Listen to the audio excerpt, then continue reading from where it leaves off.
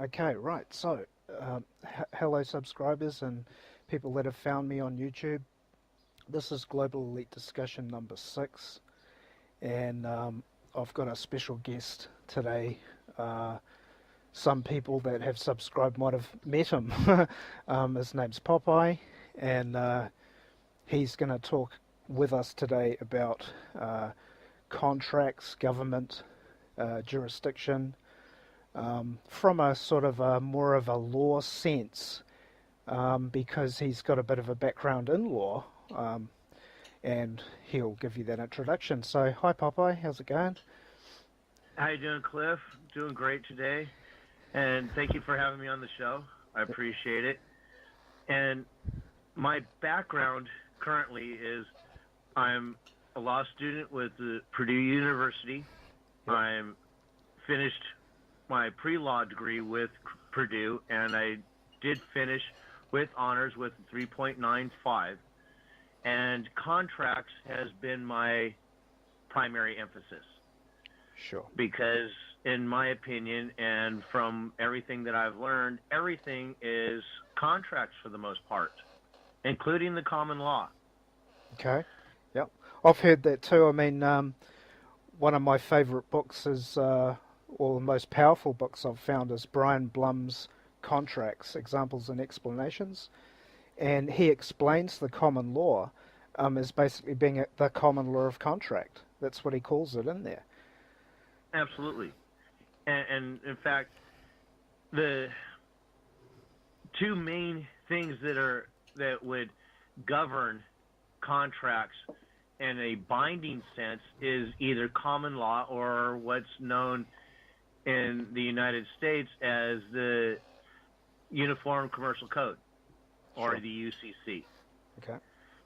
And there is a little bit of it's more of a persuasive authority. It's called the Restatement of Seconds, and it is a contractual thing. And like I said, it's more of a persuasive authority to look at when there's gray areas a bit.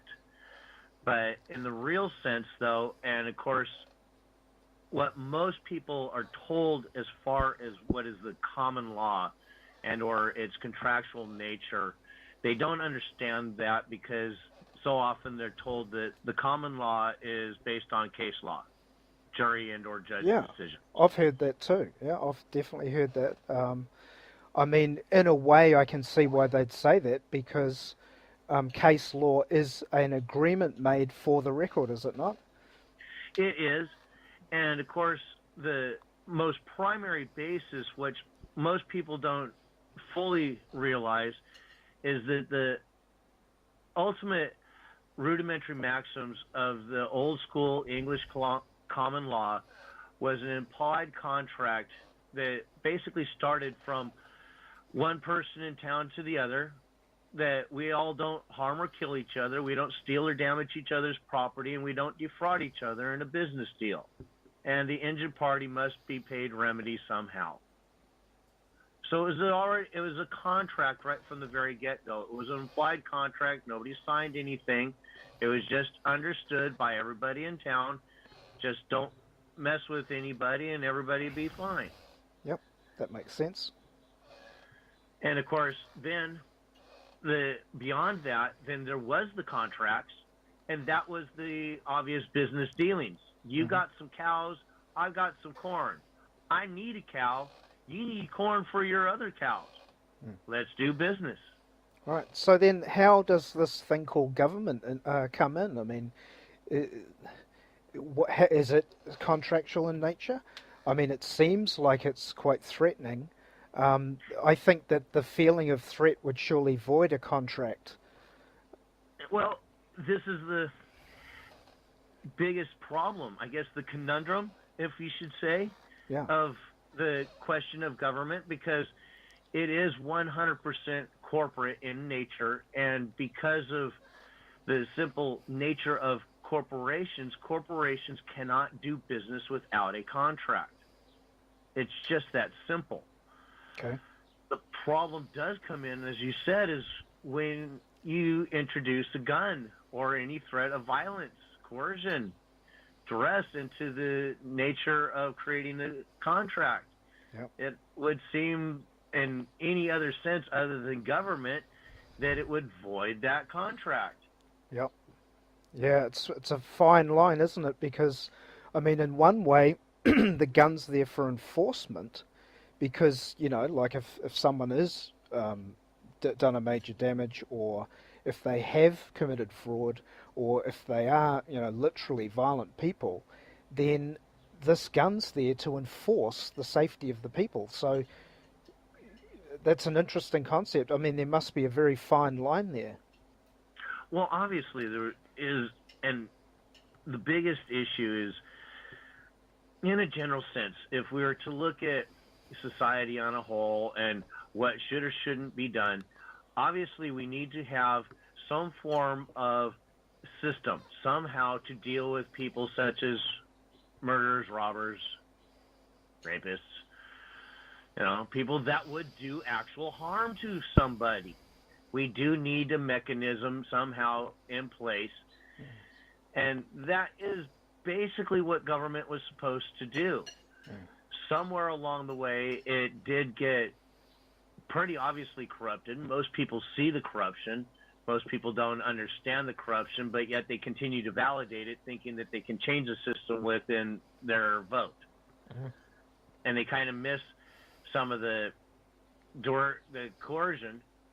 They'll even deny it. As, of course, you and I have had conversations in the past where people will completely ignore the gun in the room and say, oh, well, if you just follow the rules, that won't be any issue, as if it's not an issue. But yet you and I know that these same people, know it's an issue. They just want to deny it. So, And you're talking about the public here. You're talking about, say, judges and public, right? Yeah, the public officers. Yeah, right. Exactly. Well, So, the public officers or even the general John Q. public, Jane Q. public that believe in some of this same stuff without actually knowing for sure that there is any kind of a contract indeed in place.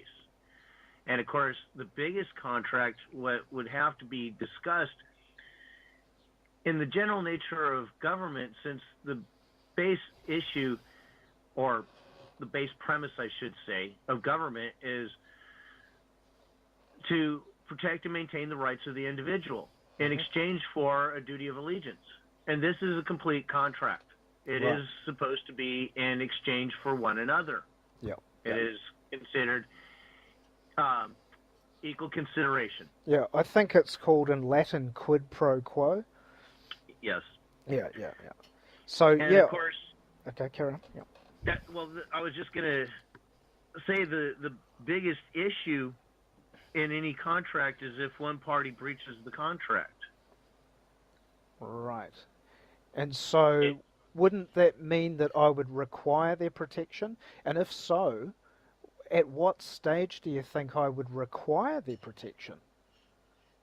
And how would I even want their protection? What if I didn't want their protection? Then that's obviously an issue too, because in one respect, when you consider that they're breaching their contract in the general regard that they've deemed that they do not have a duty to protect you at all. But on the flip side, when governments write legislation that says that they not only get to kill you if you don't give them the money, but they even have the right to kill you just because you violated their opinion. This would seem to me that it's a huge breach of the contract, wouldn't you? Yeah, I think, you see, I mean, someone's opinion, of course, is not always the correct opinion. I think the public, and when I say the public, now I'm talking about the people, the collective, they don't, they can see corruption more, they can see double standards, and they're not happy, so they want to do something.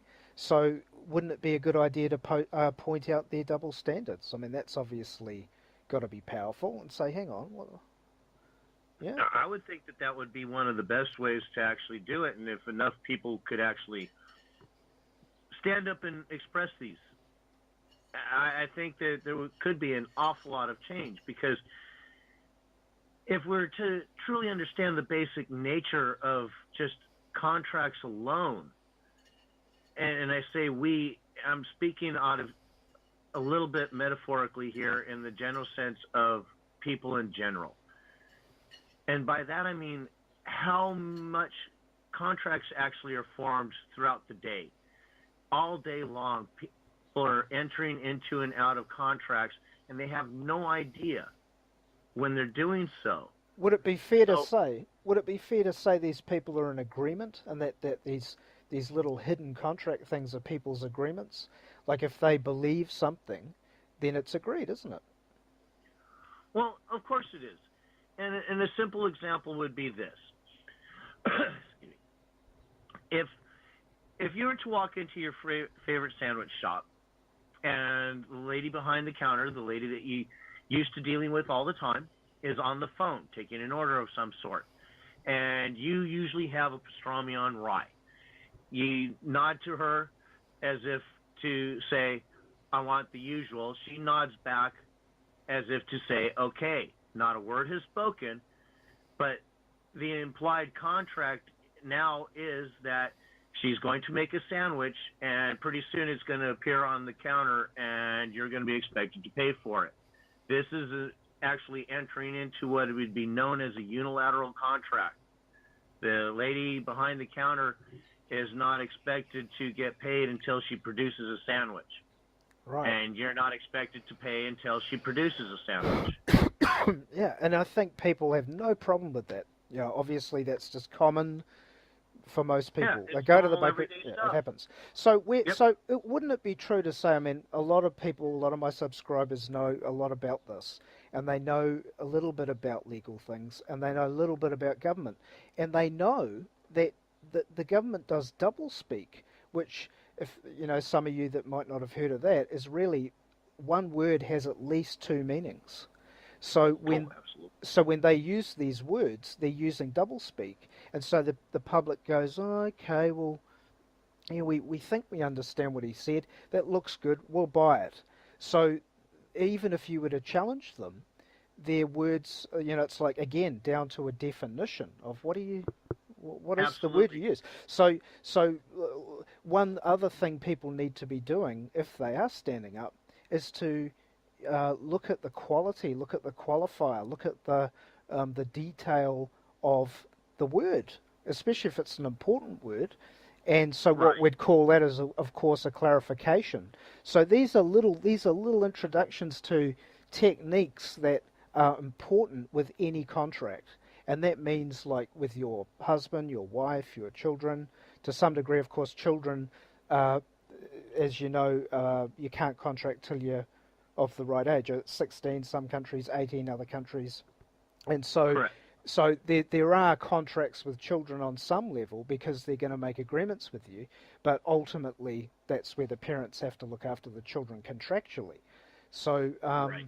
yeah, so you know, so what are we talking about? We're talking about really how can this thing, this corporate government with its contracts and its guns to enforce them and its doublespeak, which is hard to determine where the hell they're going, and then they'll change things legally and themselves, and you go, how the hell did they do that? And they'd already written amendments or something. So it's really out of our control.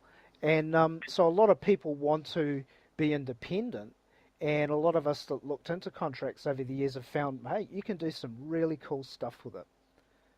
You know, you Well, really can. absolutely. Mm. And of course, to kind of touch on the language a little bit, just so people truly get an idea of how convoluted and twisted up the government agents, so-called committee members of Senate, whatever, when they're writing legislation. A prime example, when my first year of pre-law, we were told to look up some legislation that had been considered what is stalled in committee. So I find this one, it's a Financial Protection Act. In this Financial Protection Act, there was one sentence that had the word would in it. And the basic premise was, if such and such happened, it would put the safety of the financial industry at risk. And the legislators were arguing to change the word would to may, to give themselves essentially what seemed to be plausible deniability, essentially what looked like an exit strategy in case X ever happened. Because based on the legislation as it was written, they knew if something happened, it would do X. It would put the safety of the financial industry at risk. Yeah. And it gets even more convoluted than that too, Cliff. And two other examples would be this. One, and this is just one minor example, but it tends to be rather significant because so often people miss this. And that's such as the word include. It's actually exclusionary of all else, which would be completely different than in the normal formal English or normal language, whatever. Mm-hmm. And specifically what they do is say you and I were going to go to lunch, and then we were going to add somebody else. We're going to add some guy named Bob. If we wrote this in legislation and said Cliff and Popeye are going to go to lunch, and we include Bob, in legislation, the only guy that's going to lunch is Bob. Okay. If we wrote it to say to include but not limited to Bob, then we get to go as well. It's completely convoluted, and it's a lot confusing to people because they don't understand that one simple word is exclusionary of everything else that came before it. The only thing that's included is the thing after that word. Okay. Then, when it gets to the real nature of language, and this is something that most people don't understand when it comes to these bills that are written that ultimately end up becoming some sort of code or ordinance, statute, what have you. If somebody is going to write a sentence and they are trying to mislead because they don't want you to truly understand the nature of their intent, it's really pretty easy to do. And the analogy that I've used for most people to help them understand is the title of the book / movie 50 Shades of Grey. Not for the content, and of course, great topic, contracts, not for that content in itself, though, for just the idea if there was 50 shades of the color gray. And I write a sentence using the word just gray, knowing that I have 50 shades in my mind to choose from. If I'm thinking of the darkest shade of gray, knowing that most people are going to think of closer to a medium shade of gray, I've already predetermined that I'm going to deceive people, have I not? Sure. Yep. Now think about this. We're just talking about the definition of the word gray, but we've determined that based on just this one word, we have 50 definitions because there's 50 shades. Now, obviously, not all words have 50 definitions, but some words have quite a few. Okay. And if you take number of definitions times number of definitions times number of definitions, how easy does it become for me to deceive most people when they read my sentence if I'm trying to deceive them? Right. Good point. I mean, do you remember that thing with Bill Clinton when he was being impeached, and they used the word "is"? Remember? Yes. What did he say? Yeah. What do you mean by "is"? And literally, and this is what I get down to when it comes to how important contracts are and how important the wording is within. And specifically, it comes down to even those little connector words, the difference between the word of versus the word for. Sure. It would seem most people think that they're interchangeable, but if you look at the definition, they're not. Sure. And the thing that I try to caution most people on, and this is even in just their daily use of language, just speaking, much less writing things down for any kind of a contractual sense, is in the same sense that a carpenter wouldn't use a saw to hammer a nail into the wall. Why would you use a word that you don't know the meaning of? Yeah, sure. You break the tool. Exactly. Mm. And of course, you could also do a lot of damage, not only to yourself, but to the wall and or surrounding area, so on and so forth.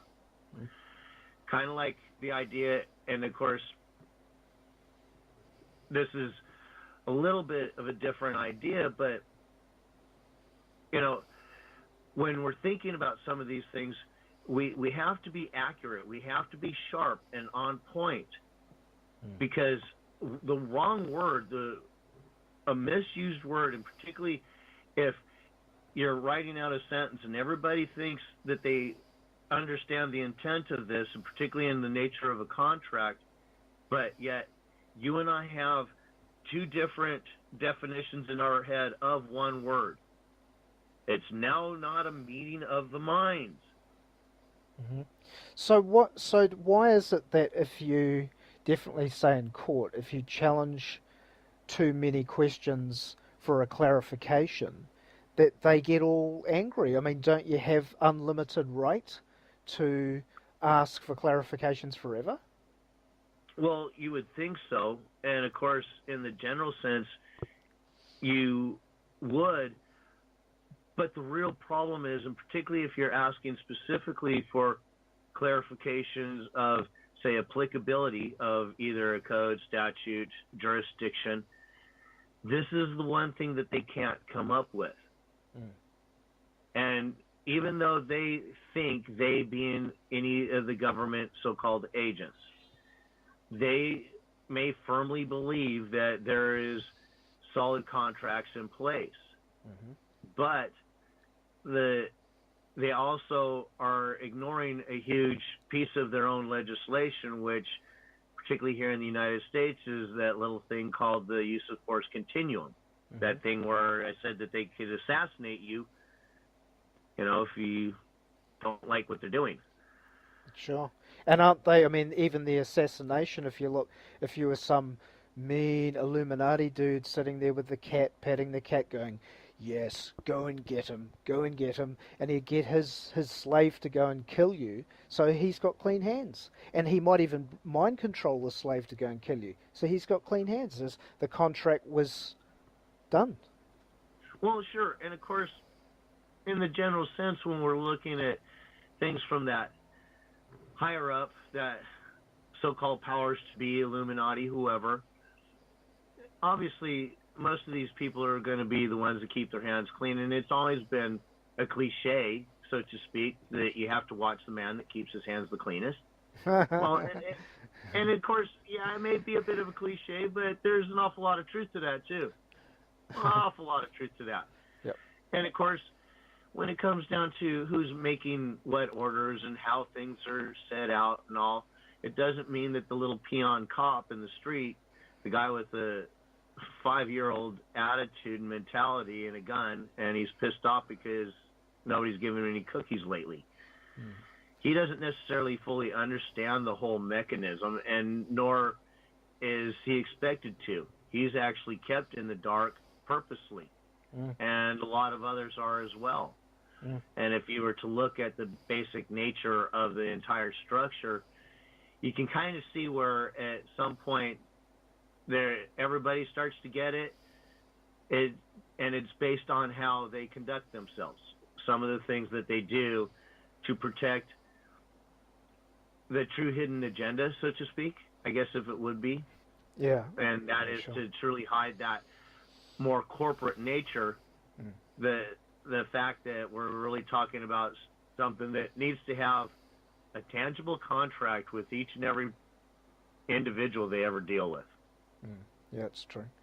So do you think that a policeman would get taught about jurisdiction to some level? Like, the average, because obviously they are in a busy situation that requires a lot of knowledge, and so they're going to stop you and do all these things.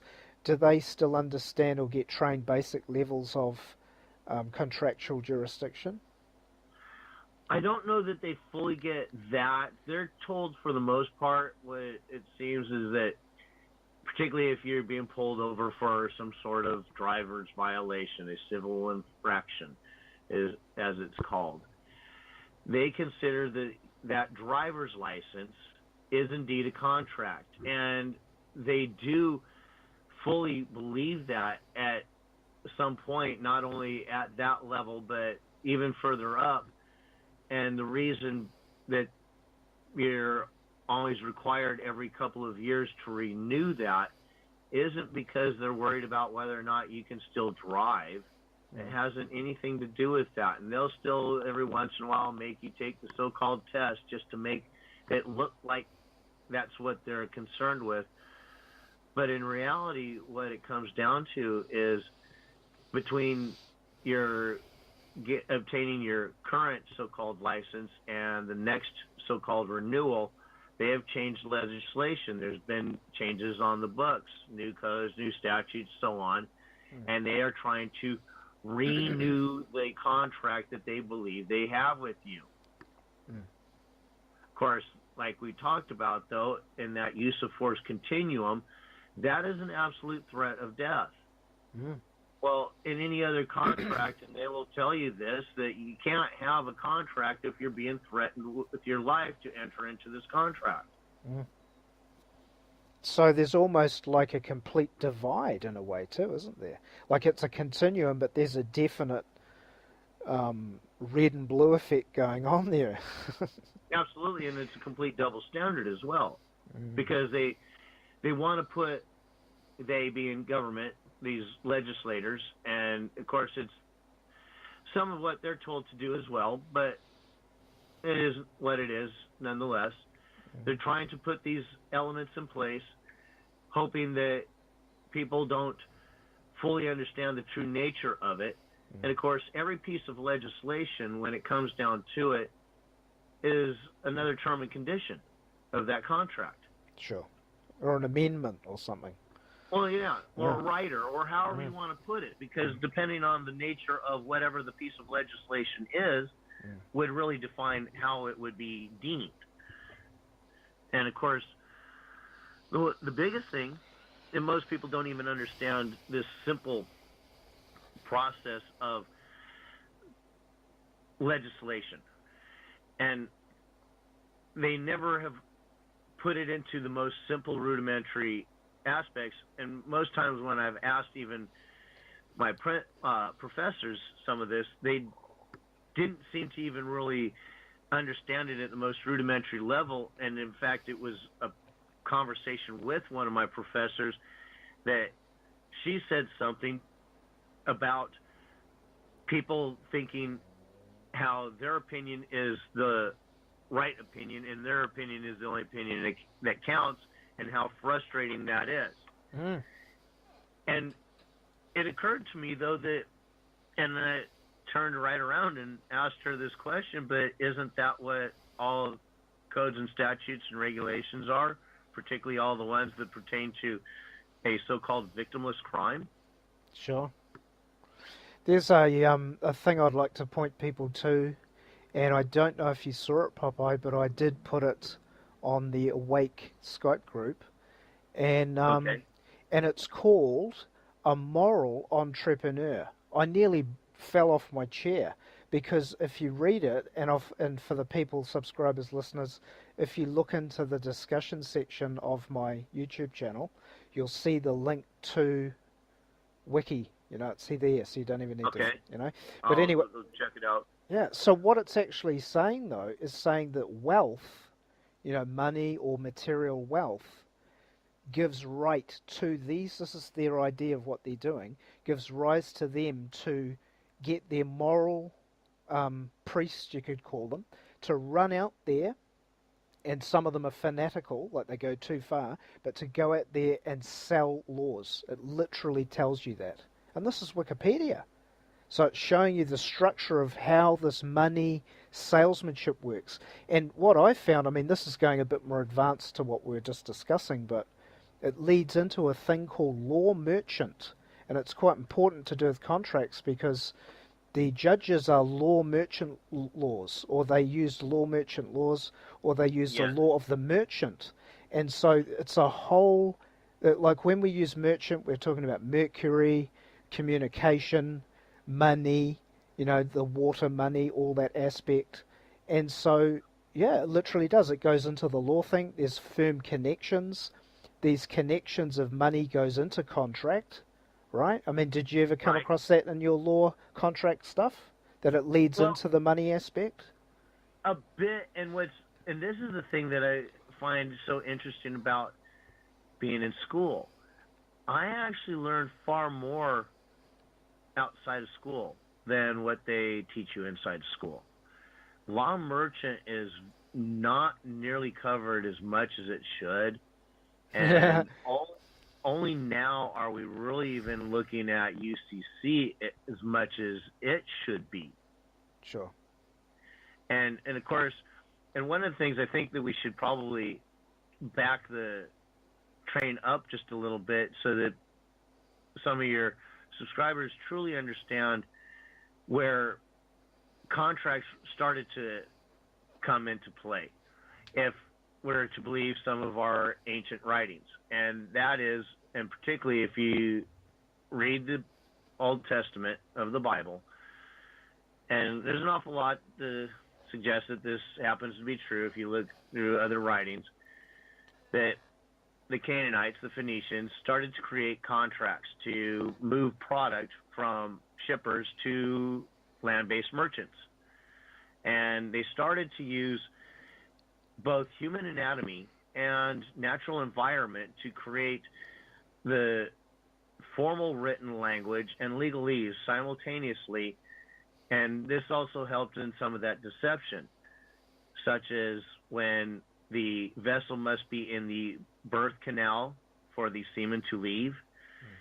The banks of the river control the currency, the current to the sea, the same as the banks control your current sea. Sure. The pupil in the eye is the portal to which the information is flowed, the same as the pupil in the classroom is the portal to which the information is flowed. Terms of a sentence, so on and so forth.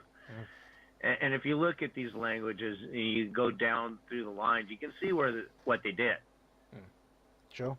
And of course, then we bring that to the modern day, and in one of the places that it seems to matter the most, more than people entering into and out of contracts in the private sector, which we can obviously get into quite a bit, and it's really more in the public sector, and even more so in the courtroom, where they tend to get damaged and they don't realize what's going on, and they a lot of times sustain a lot of damage because they simply don't even understand the contractual nature of what's happening in a courtroom.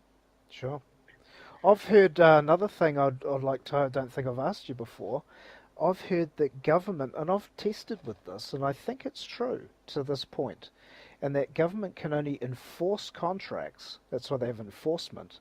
They can't make them up for the parties. And that would be absolutely true. Yeah. I mean, And I'll just add a sorry, bit. go ahead. I'll just add a bit to that because we mentioned another thing called of necessity, and so of necessity is a classic example of a short circuit to start the agreement again.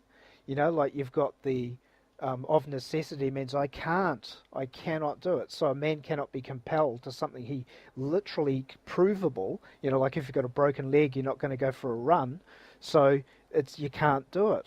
So that in the Western system creates a dilemma where they have to halt it. They can't, so of necessity voids the law, which resets it to a new agreement to come in, right? Which you can then block.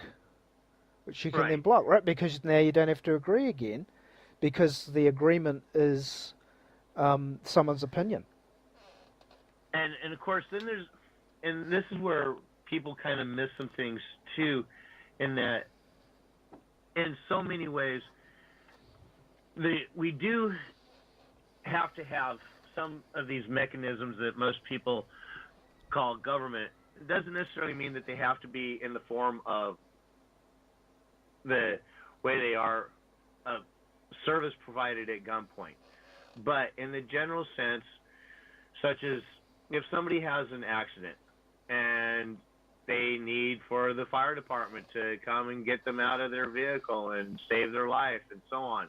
And particularly in the essence of if that person is unconscious at the time, just prior after the accident. Obviously, the heavy impact, they get knocked out.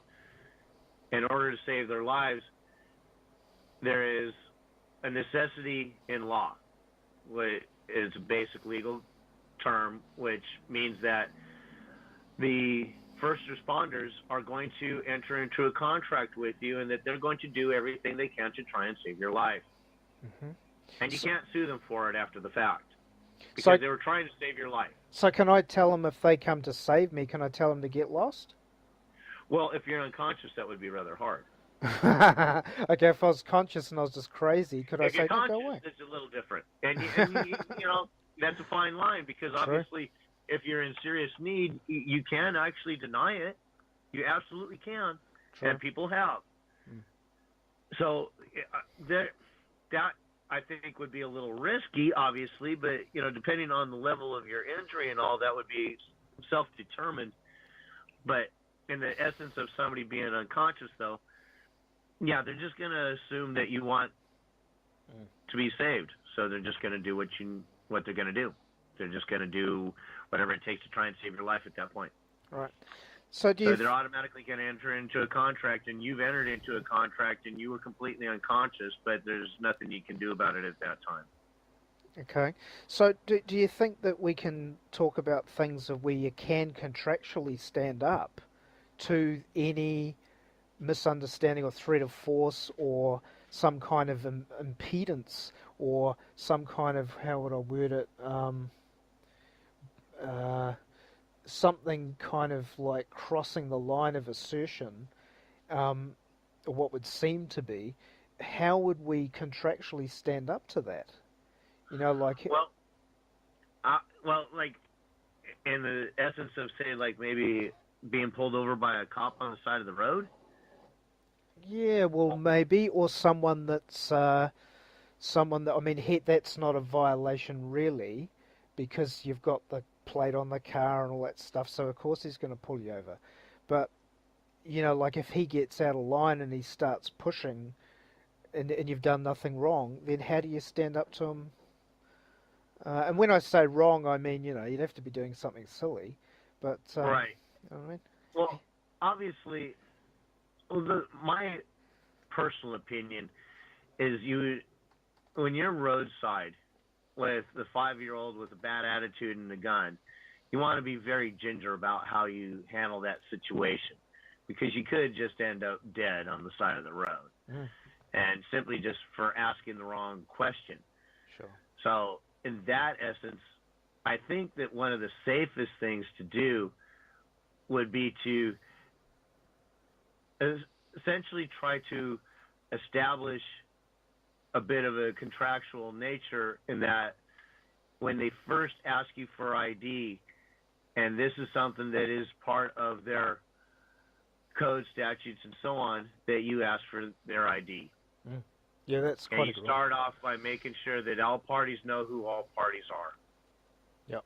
So, because one of the things that has to be in a general contractual sense is everybody really needs to understand who the other party is, the party at interest. And even in the essence of a cop giving you a ticket, is he the true party at interest? No, the state is. But he's the agent for the state. And if there's going to be somebody that's going to violate your rights, it's going to be that agent at that time. So if there's somebody that needs to be held accountable, it's going to be that agent. Because he wouldn't... It's called ad agency. Yeah, sort of going back to what we were talking about, how much level of understanding of jurisdiction would they have? And when I say jurisdiction, I mean, the general term right of control, right meaning an equal opportunity for two parties. Right. Well, in the sense of A civil contract, there really isn't one. So what they're basing everything on is just an assumed contract. And through that assumed contract, as soon as you have done any kind of so-called code violation, you have just so-called created subject matter jurisdiction. Whoa, can you say that again? Just so that was Once, because of the fact that they're assuming that they have this so-called authority, the so-called territorial jurisdiction, okay. and or a contract therein based on some of these other pieces, as soon as you violate their code, statute, or whatever, at that point they're assuming that you have just created a subject matter jurisdiction. You have violated a term or condition of the contract. Right. And so the subject is what, the law or the code or whatever? Well, the subject would really be the so-called violation, but what they're trying to do then is apply the code, so-called, that part of the contract, that term or condition of the contract, to what they believe is your violation of that term or condition. Right. Yep. And that's pretty simple. I mean, it is all terms and conditions. Of course, the biggest problem with this is, in the general sense, most countries are pretty close to some of this, but at least here in the United States, there's somewhere between 60 to 80 million codes, statutes, regulations, ordinances, so on and so forth. Sure. It's completely unknowable by anybody. But yet, in the courtroom, they will tell you that ignorance of the law, basically ignorance of your terms and conditions, is no excuse for breaching the contract. Yep. But still, that's their opinion, though, isn't it? But oh, it absolutely is. Yeah. Of course, there's also what I've found going down these rabbit holes is that you learn a lot more about humanity and what a right tends to be. You know, like if you study contracts, you understand a bit more about justice, naturally, because contracts have to be equal. You know, you have to have consideration or due consideration for both people, you know. So it creates a thing called equity, and some people have heard equity, but equity is another version of doublespeak. Yeah? Did you ever learn much about equity? It was pretty interesting. And of course, as soon as we start getting into equity, equity is really equality. But it's making things equal, but it's also getting into then value. It also starts to then get into surety and liability. And again, these are little avenues of contracts that people don't truly understand. And of course, really the biggest part of this, I guess, would really be the surety. Who's actually assuming liability for said whatever?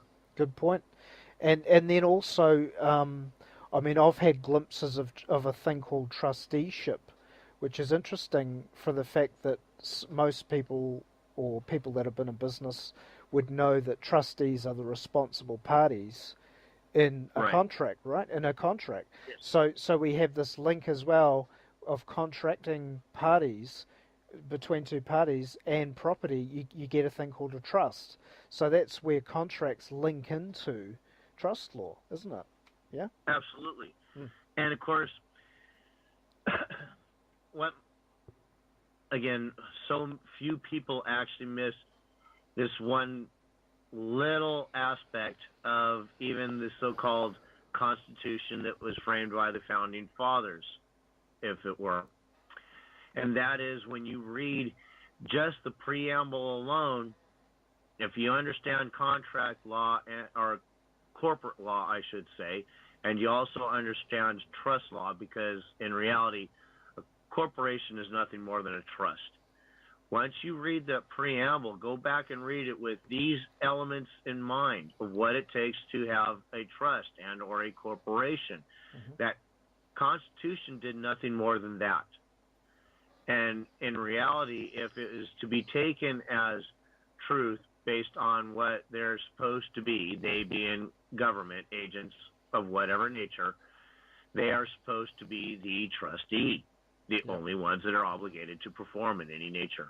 That makes sense. And I've heard that too over the years, that we're meant to be default beneficiary. And so Yes, somewhere along the line, they try and convert us into being what's called a trustee, which is meant to compel us to, by their law, to perform. Yeah. absolutely. And what is very interesting about all of this, too, is when we get into some of that commercial law and even going into that law merchant, when somebody brings the controversy, they're the ones that are expected to bring the remedy as well. Yeah, I've heard that. Yep. Yep.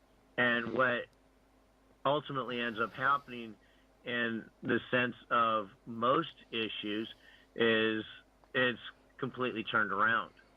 Yep. If there's a contractual dispute, it's not always the person that raises the issue that's expected to provide the remedy.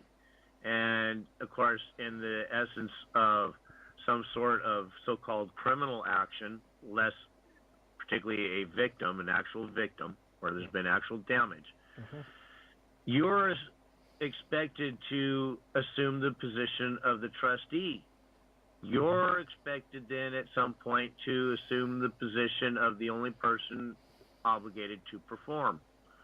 That's why you, as the so-called citizen, are the one that ends up going to jail and or paying fines, doing public service, whatever is deemed your punishment.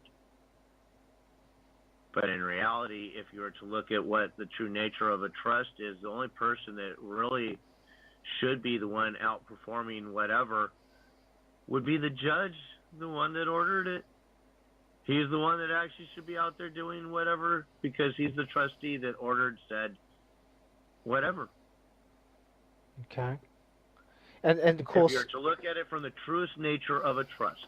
And of course, the judge needs to be activated. I mean, the judge isn't looking at me all the time, or everyone else all the time. He's looking at certain people that have been activated under his radar.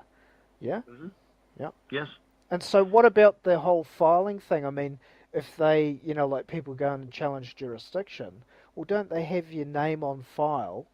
Like as a resident. Like, isn't there something like that on file where they can drag it out and say, well, it says here you're a resident?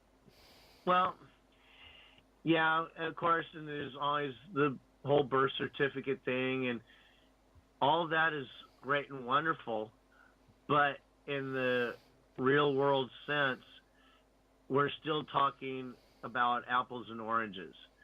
Because when it comes down to what, at least again, in any so-called common law state, where the essence of their judicial system is based on there must be a victim. If we're talking about anything less than a victim, it in reality is actually civil in nature. It's not criminal, it's civil. Okay. Because, well, this kind of gets back to the whole nature of what is legislation or code statute, what have you. And we're talking about people that write down their opinions on a piece of paper. They get a group of their peers to decide, okay, well, a majority of us have agreed that that opinion is good and we want it to now apply to everybody. Well, first, when it comes down to this, and these people, and by these people I mean the so-called lawmakers, the bosses that tell the police to go out and enforce these things, they understand that they're writing down nothing more than their opinion. They also understand that their opinion truly in the real world doesn't apply to anybody but them and or anybody that happens to agree with that single opinion. So when we're standing in a courtroom, most people don't realize that it kind of has to be proved whether or not that man's opinion applies to anybody but himself. So how much weight do you think that in the lawful sense of the word or their legal system, how much weight do you think, like if we were to look at maxims, common law maxims or something of equity, how Hmm. much weight does the collective insanity have against the individual? I Well, mean, that's a good question.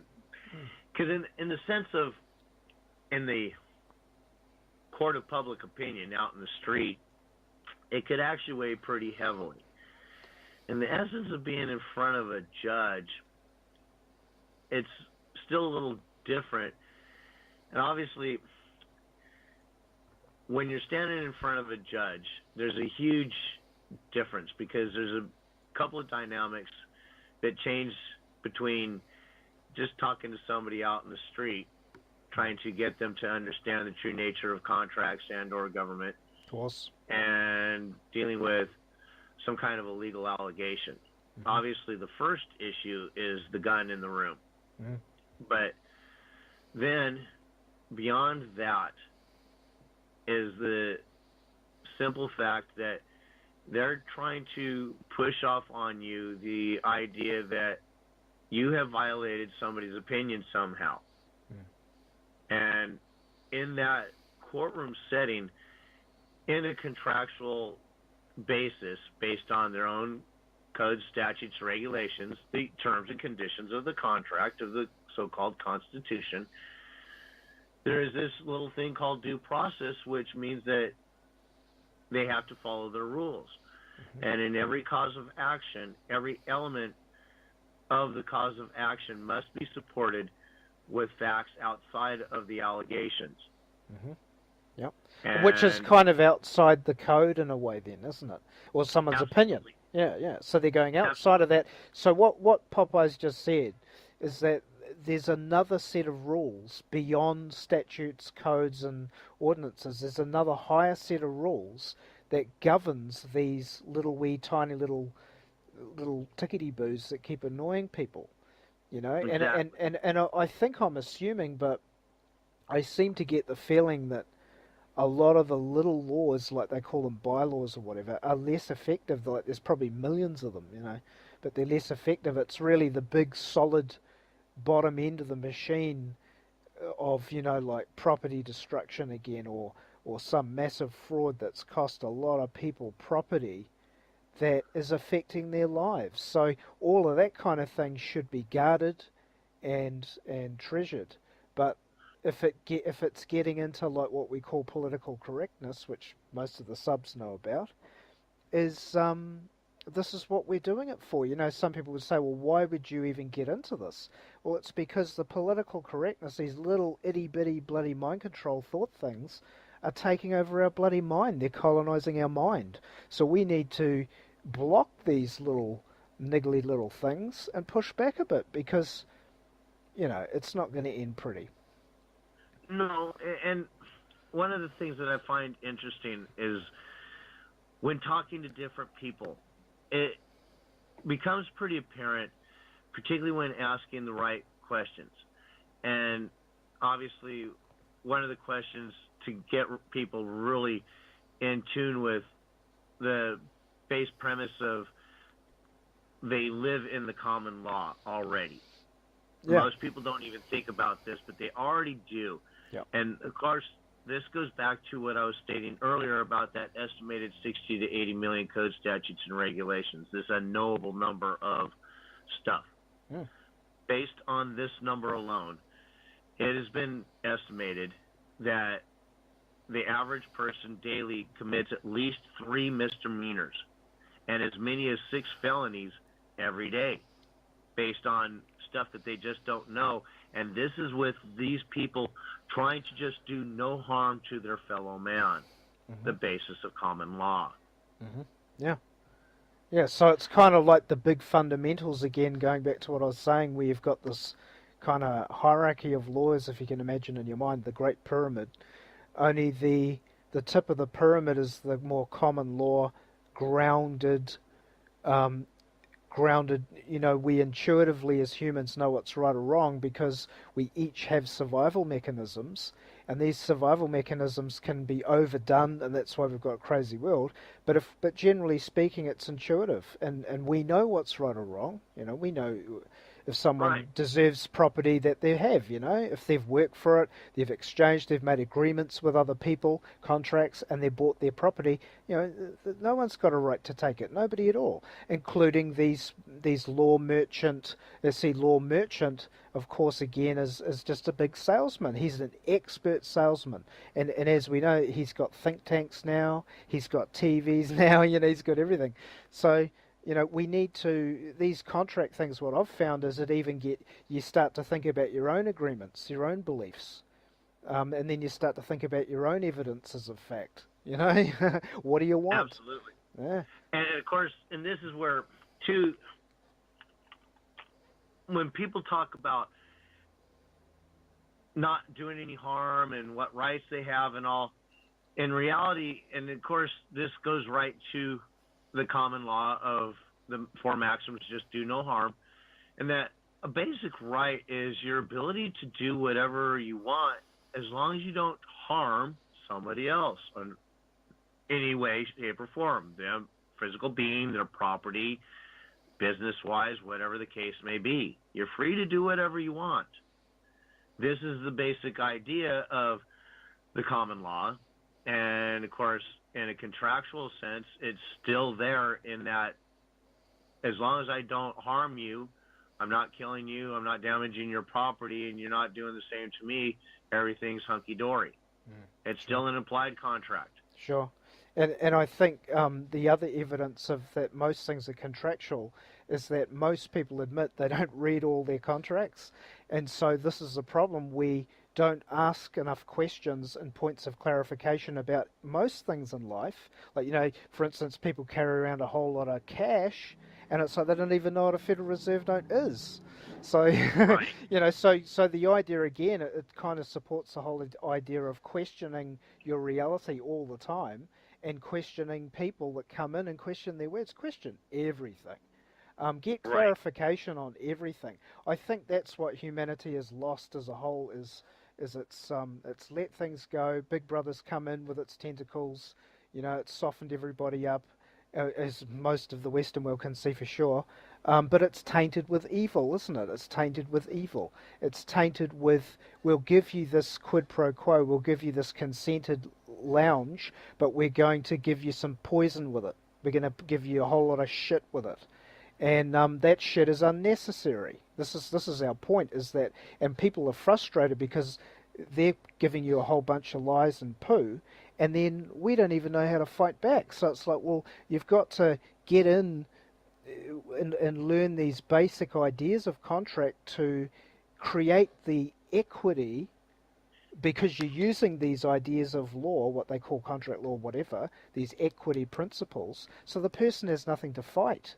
So you can come in, you can just come in and make agreements. In the end, what you're targeting is, again, these contracts seem to be agreements. So if they're coming in, well, I can't agree with you until I understand.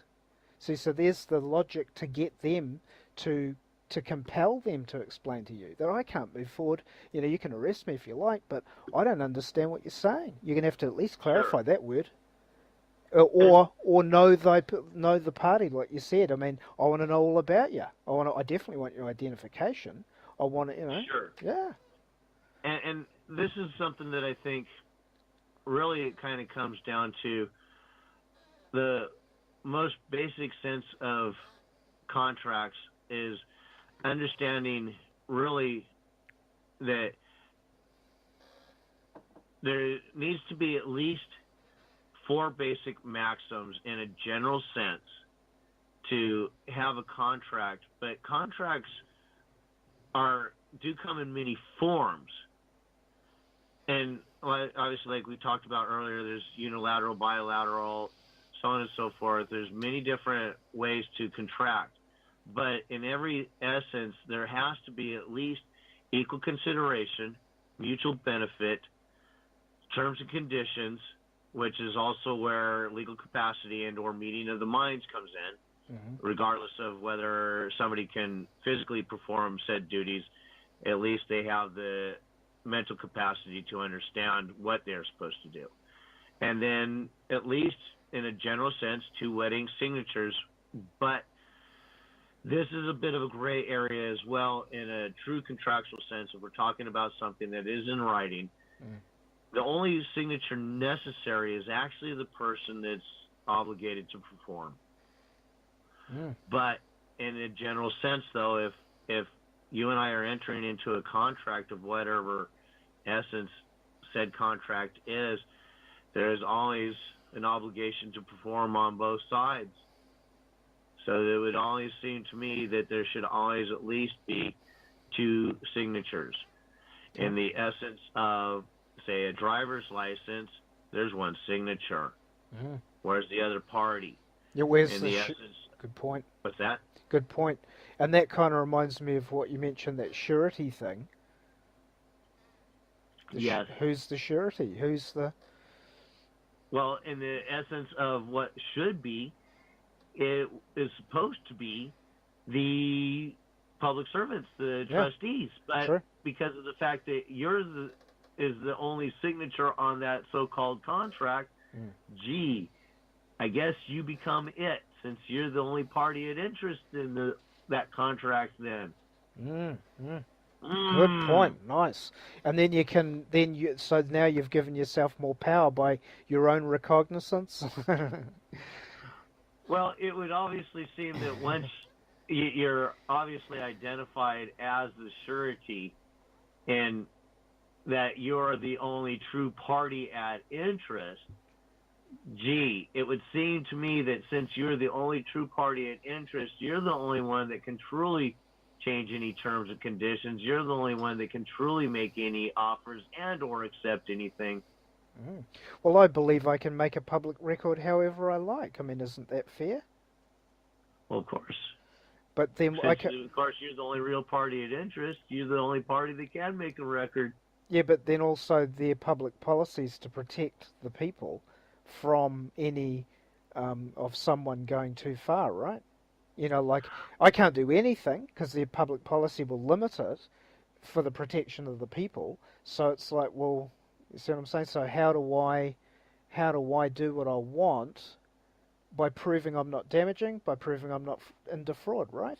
So if I'm contracting, making public records, then the idea is to obviously make sure all parties are in agreement, that whoever you deal with, government or private corporations, and then you know, basically keep the communication up, and then as long as you're doing it right. So if you stick to these rules of, I like to call them rules of agreement. If we stick to the rules of agreement, and there's a change in the agreement, and you take control, you start becoming a trustee. And then if you're the trustee, going back to what you're saying with the signature, then who the hell's going to control you? Then it turns out the government again, well, oh, we're here to help you. Well, what are you here to help with? I'm already doing it. Can you show me where I'm incompetent? Exactly. Yep. And of course, this will get into, we could fully go down the avenue of money. Yeah, because of the fact that we are the only money, and we are then the creditor. So obviously, we are the only entity, if you will, that can be surety. Yeah, we create the government. Yeah, we create the government. The people create the government. So, you know, we have the power to control the government because we create the government. We all do. We all pay taxes. You pay taxes and shit you buy. You know, you go and buy, fill up with gas. The government's got tax, so you can't avoid paying the government its dues because it already controls most of the resources, of course, right? Right. So, and of course, the one thing that, and this is just something that I've had a thought of, and obviously, when we're talking the true nature of government as it stands, most people that are out there, even a true full-on statist that believes that government has to be, most will agree that government is completely corrupt. But they don't know how to deal with it. They don't know the true nature of anything, and they keep thinking that, well, as long as I keep voting things will change. As long as I keep trying to work within the system, it'll all figure itself out one day. The problem is in this general sense of the kind of so-called government we have now, there is no true contract. And even though the biggest issue for most people is when they get damaged, but at the back end of it, they don't see and or fully connect the lack of obligation and accountability of these so-called elected officials and how they conduct business. And of course, the little nickname, shall we say, for these elected officials is lawmakers, people that just sit around and write their opinions down and keep adding to that 60 to 80 million code statutes and regulations. So could it be possible they're selling them again? You know, like going back to the link that I supplied in the law merchant thing, you know, this whole thing sounds like a bunch of high-tech salesmen to me. Well, it is, and what actually needs to be done in at least a minimal sense, and I say minimal, and I'm not going to say this in the essence of minarchism, because that's not what I'm about to propose. But in a general sense, there still needs to be some kind of a conduit that would allow for non-forced money, people that are willing to pay for their services, to get from our wallet to the contractors necessary to provide us the services that most of us want. And by that I mean, such as in my own hometown, where the people of this town voted to have the roads fixed. The city council ignored that vote and decided to spend $2.5 million on revamping a park when we got chuck holes on our roads. Yep. And what's interesting is the amount of revenue that they actually pulled in for this park revamp was several times more than the money that they're actually spending on the park, but the rest of that money went into the pockets of the city council and the city to basically act as the expediters to fix the park. In a real world sense, and I say this as somebody that spent most of his life as a contractor, I never once had any contractors or any clients, either one, ever hire a middleman to take 90% of the revenue or a high amount, whatever the case may be, the majority thereof, only to give the whatever's left to the contractor to do the job. But yet, again, when we put this word government to things, all of a sudden that seems to change. And magically it's all okay, even though people complain about it. And ultimately it comes down to these people are literally begging for scraps from the people that have stolen from them. Sure. If they could just figure out a simple way of creating accountability. And ultimately I think that the easiest way, which would be really more of a baby step to creating what a lot of anarchists would deem a free and voluntary society, and that would be to create in some way an open and known voting, to where all of a sudden the people that are so-called elected officials are not in a position of power. They're in simply a position of acting as an expediter, such as, I need my roads to be paved. So the guy that is in charge of that, he gets, say, 10% of whatever revenue comes in for the contractor to put my roads in place. I want that expediter paid well enough to where he does the job right. I'm okay with that, and I'm willing to pay some money for my roads. I'm also willing to pay a little bit of money to have a so-called police force, not ones that are busting people for having burnt out taillights and shit. People that are there to investigate real crime when somebody's raped, robbed, murdered. See, the problem is, though, that many people that get power, they seem to have agendas. Like if you get rid of one dictator, another one will come along, and he might think he's doing good, but he'll eventually justify his psychopathy. So, I mean, that's another Sure. problem that a lot of my subscribers have found through history, is that it never works. It never ever has worked having a one figure or parties or whatever. I mean, the party thing is a communist system anyway. I think Sure. a lot of my subs know Sure. that too. So it really needs such a big rethink, and I think that's a whole nother topic. But hey, can we do one last little talk on something you want to finish up with, because time's Sure. ticking? And yeah, just whatever. And maybe we could, if people want to put in the comments, if they want, of any specific issue of this really deep subject, the anarchy thing, the law thing, whatever. Put some questions in, and maybe we can get Popeye back on at another stage, and we can talk about a particular issue of a Yeah, that'd be subject. great. Yeah. I, So, I think that the biggest thing. I'm sorry. Go ahead. oh no, carry on. I was just going to say, I think that the biggest thing to probably leave off with for people to really start to look at, to understand contracts on its deepest level with surety in mind, understanding offers and acceptance and all of that, and that is honor and dishonor.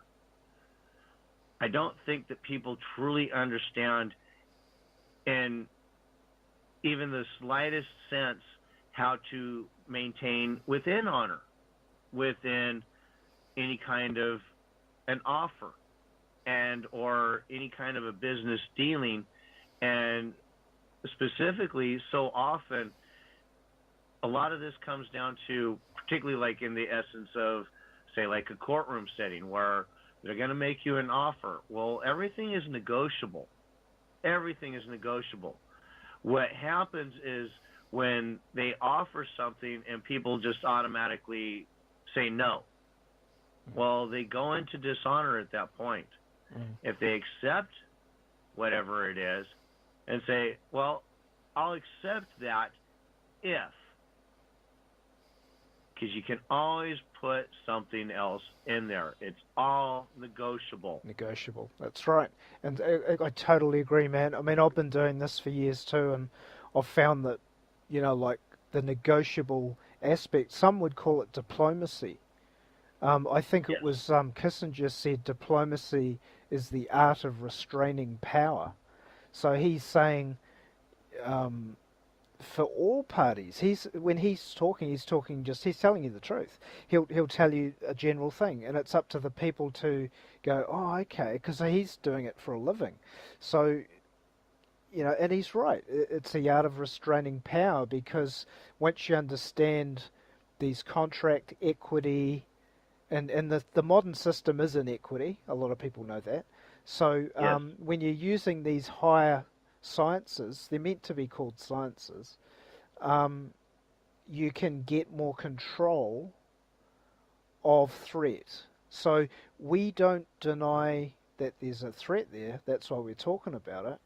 But Right. the idea of learning these other tools, and it does take time, there's a lot to learn, but hopefully we can shortcut it, is when a threat comes in, that's the bottom line, when a threat comes in, public or private, officer or private person, and I deem a threat to be any offer. So if a person comes in want to do business with me, that's a threat. If someone comes in trying to sell something to me, that's a threat. If someone's going to buy something off me, it's still a threat. I have to be vigilant to what they're going to do in business. So Oh, sure. if I'm not sitting on my game, I'll miscontract or I'll make some mistake, and now I've made a mistake. But there's so Well, much. and this is the difference between them coming to you and you going to them. Because Yes. if they're coming to you, it may not seem like it to most people, even though it absolutely is. It's predatory. They're looking Predatory. to prey on you. Correct. They're absolutely looking to prey on you. Now, it's a question as to whether or not you're willing to allow them to prey on you. Good point. Yep. Because if you allow them to prey on you, and this is everything from, I don't care what it is. You see some advertisement on TV and you decide, hey, I want to be with X so company, and I want this new X8 phone, whatever it is. Okay, well, you don't necessarily need that, but that advertisement was predatory. They're after you. Just because you sucked up into it doesn't change the nature of that. And it doesn't matter what level it is. And yes, advertising makes it, well, I don't have to do it. But if you understand the true nature of advertising in TV and how it's designed to suck you into those contracts. Good point. And it's on a predatory sense. Good point. Yep. So with that, I think we should end it here. Okay. And we'll schedule another time at some stage. It's good to be back. I haven't done a video or talk for a while. Things just haven't worked for it to happen for me. But hopefully we'll do more in the future. And we'd recommend going to Mark Stevens' No State Project and his Skype chat too for people new to this sort of thing. I posted a video of Fabrice Barsley and his friend talking about jurisdiction in the basics. So it's worth a look too. And we'll catch you next time. Thanks a lot, Popeye. Thank you for having me. And anybody that does go to the No State Project can find me there. If they want to chat, look me up, hit me up, and we can chat. Okay, see you guys.